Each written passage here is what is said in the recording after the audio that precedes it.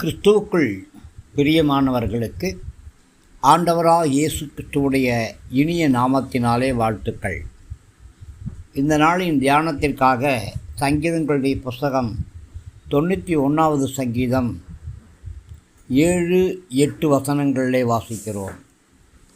உன் பக்கத்திலே 1000 பேரும் உன் வலதுபுறத்திலே 10,000 பேரும் விழுந்தாலும் அது உன்னை அணுகாது. துன்மார்க்கனுக்கு வரக்கூடிய பலனை நீ காண்பாய். கிறிஸ்துவுக்குள் பிரியமானவர்களுக்கு உன்னதமானவருடைய மறைவில் இருக்கிறவன் சர்வ வல்லவருடைய நிழலிலே தங்குவான் என்று ஆண்டவராகிய கர்த்தர் சொல்லியிருக்கிறார். நாம் கர்த்தருடைய மறைவிலே பாதுகாப்பாய் வைக்கப்படும் பொழுது நமக்கு உண்டாகும் எல்லா தீங்குகளுக்கும் கர்த்தர் நம்மை விலக்கி பாதுகாப்பார். தீங்குகளினால் உண்டாகக்கூடிய பயத்திற்கும் விலக்கி பாதுகாப்பார். நாம் தேவனை நம்பும் பொழுது நமக்கு பயம் இருக்காது. கர்த்தரிடத்திலே பயபக்தி மாத்திரம் இருக்கும். மனுஷ பயமோ, சத்துருவின் பயமோ, சாத்தானின் பயமோ நம்மிடத்தில் இருக்காது. சில சமயங்களிலே நம்முடைய அவிசுவாசத்தினாலே நமக்கு பயம் உண்டாகலாம். கர்த்தர் தம்முடைய கிருபையினாலே நம்முடைய அவிசுவாசத்தையும் அவிசுவாசத்தினால் உண்டாகக்கூடிய பயத்தையும் நம்மை விட்டு நீக்கி போடுவார். நாம் ஆபத்துக்களின் நடுவிலும், இருளின் நடுவிலும், கொள்ளை நோயின் நடுவிலும், சங்காரத்தின் நடுவிலும் இருந்தாலும் கர்த்தருடைய கிருபையினாலே நாம் பயப்படாமல் இருப்போம். இவையெல்லாம் நம்முடைய ஜீவனுக்கு ஆபத்தானவைகள்தான்.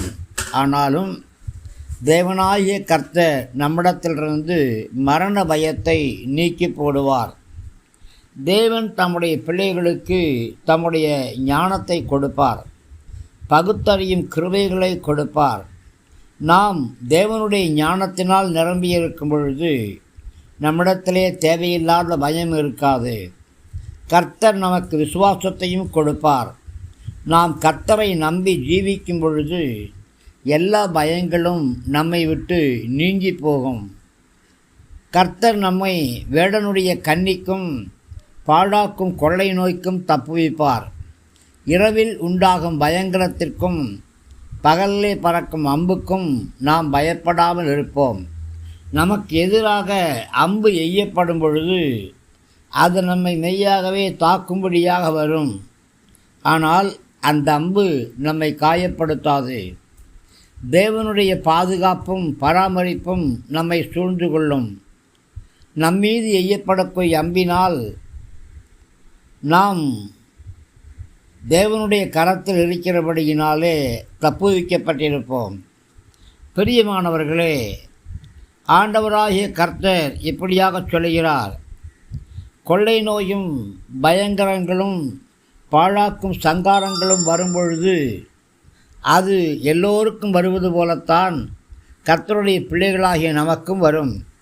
ஆனால் நாம் கர்த்தரையே நம்பியிருக்கிறபடியினாலே தேவனுடைய தெய்வீக பாதுகாப்பும் பராமரிப்பும் நமக்கு உண்டு. இந்த பிரபஞ்சத்திலே கொள்ளை நோய் வரும்பொழுது நாம் நம்முடைய கண்ணார பார்த்தோம். கொரோனா நோய் நமக்கு பிரியமானவர்களை நாம் இழந்தோம். அதிகமாய் நேசித்தவர்கள் கொரோனா நோயினாலே நம்மை விட்டு கடந்து போனார்கள். பிரியமானவர்களே, இந்த பிரபஞ்சத்திலே கொள்ளை நோய் வரும்பொழுது நம்முடைய பக்கத்திலே 1000 பேரும் நம்முடைய வலது பக்கத்திலே 10,000 பேரும் செத்து விடலாம்.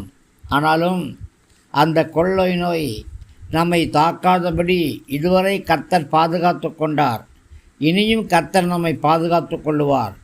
கொள்ளை நோயினாலும் பட்டயத்தினாலும் ஆயிரக்கணக்கானோர் சங்காரமானாலும் அவற்றினால் நமக்கு ஒரு சேதம் உண்டாகாதபடி கர்த்தர் காத்து கொள்ளுவார். மரண பயம் வராதபடி கர்த்தர் பாதுகாத்து கொள்ளுவார். பிரியமானவர்களே, கொள்ளை நோயினாலும் பட்டயத்தினாலும் வலது பக்கத்திலும் இடது பக்கத்திலும் ஜனங்கள் மரித்து விழுந்தாலும் கூட நமக்கு மரண பயம் இருக்காது, பதட்டம் இருக்காது. மரணம் நம்மை ஆளுகை செய்யாது. காரணம், நாம் மரணத்துக்கு அடிமைகள் அல்ல.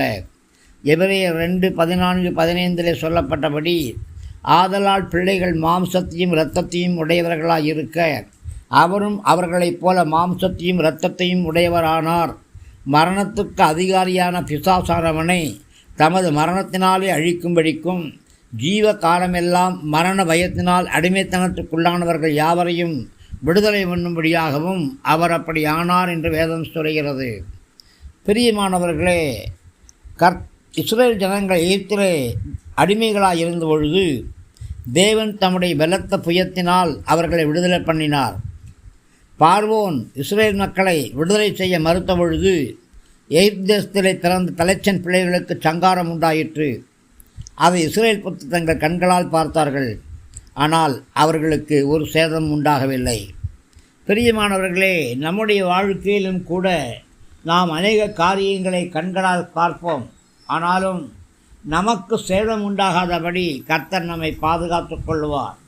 பிரியமானவர்களே, மிகுந்த தைரியத்தோடு நாம் சொல்லுவோம், என் வலது பக்கத்திலே 1000 பேரும் என் வலது பக்கத்திலே 10,000 பேரும் விழுந்தாலும் அது என்னை அணுகாது, என் கண்களால் மாத்திரம் அதை நான் பார்ப்பேன் என்று சொல்லி நீங்கள் அறிக்கை பண்ண முடியும்.